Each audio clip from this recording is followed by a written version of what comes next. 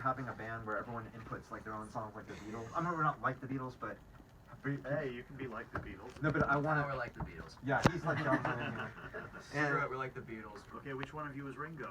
Nose goes. Probably the drummer. The drummer. Yeah. They actually kind of look like Ringo. So then which one of you is John? Oh, never mind. That's gotta be John, well, yeah, Robert Plant, Mr. Robert Plant over here. Why'd you say Robert Plant was not in the Beatles? Because but he looks like Robert Plant. Somebody you told me he looks like Robert Can you Plant. imagine Robert Plant and the Beatles? Man, sound kind of strange, don't you think? That'd be pretty That's cool. awesome. Well, that would be kind of strange, yeah. But you told me he was a tripper. Well, you gotta start singing. My day tripper. No. Yeah, I don't know you what heard it that here. would- It would probably be what it would be sounding like. Do you think we can kind of tone it down a little? Sound a little too rock and roll? Okay, well. All right. You're playing as well. And Barry gave me a CD when I first met him, a CD of his music, and he's awesome. Thank you. Where do you see? This is the important thing. Yeah. Borderline delusions, you told me, is basically created to combat suicide. Yes, that's the reason.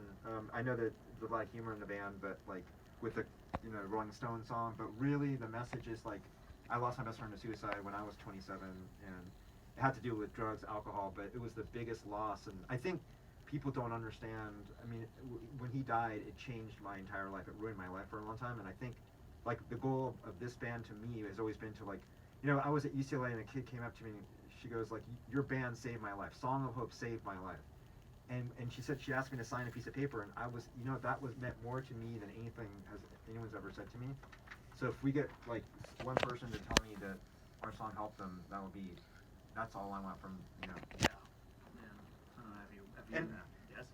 I was just gonna say that like hopefully through, I'm proud to be sober, and hopefully I can help other people get sober, and I'm a proud, I hope I can be an example for other people, because I was not sober for a long time, and I hope I can care to a lot of kids. I think they're getting swayed into, our society. Like when I heard the Rolling Stone song, I was thinking, God, everyone admires Keith Richards, and I think it's a sad thing that I love Keith Richards. Don't get me wrong, but that our society looks at drugs and it's like it's so glamorous or whatever.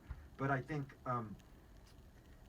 another thing is that people have to understand that like, drugs, they work for a little while, but when the drugs are over and you're done with them, then you have to face yourself. And so I was in a point where my life was messed up. I mean, I was suicidal and stuff like that, and the drugs just tore me down.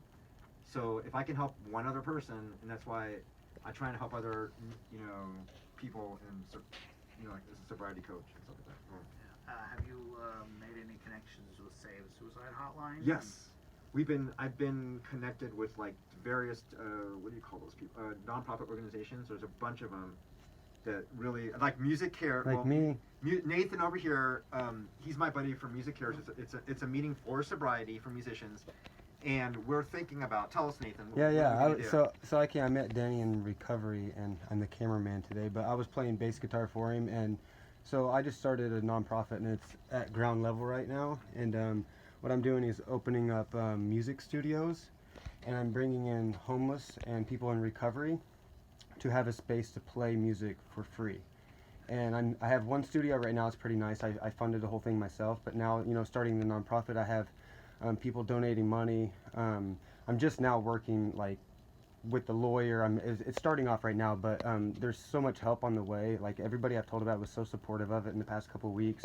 It's coming together, and I'm hopefully going to have numerous studios where we're going to be able to bring in people newly recovered that really don't have that much money to have a place to play, and they're able to come in. So it's kind of how this band, you already had the band, but because we started practicing in my space, and Ryland comes along, and then it's just like this big network of people that are trying to better their life and just do a positive thing. And like you said, if we could change the life of one person, like, that's a cool thing. So yeah, it's pretty cool. But I'm in numerous bands. I played here with my band White Tar like last year, so this is feels pretty cool being back over here. Well, on that note, it's a good note to end on, because we are just about out of time. Nice. And I want to wish everybody, I want to thank Borderline Delusion for coming back again, and hopefully seeing you play in the near future, not too distant future anyway.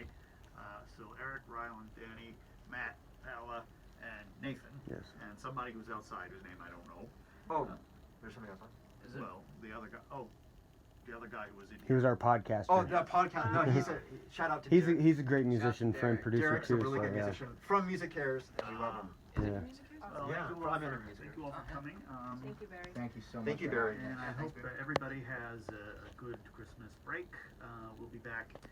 And so, as we sign out, I just want to sign out now here with Back in Black. Yeah. by AC/DC. yeah. So this is the Bears. This is the Bear. Have a good break.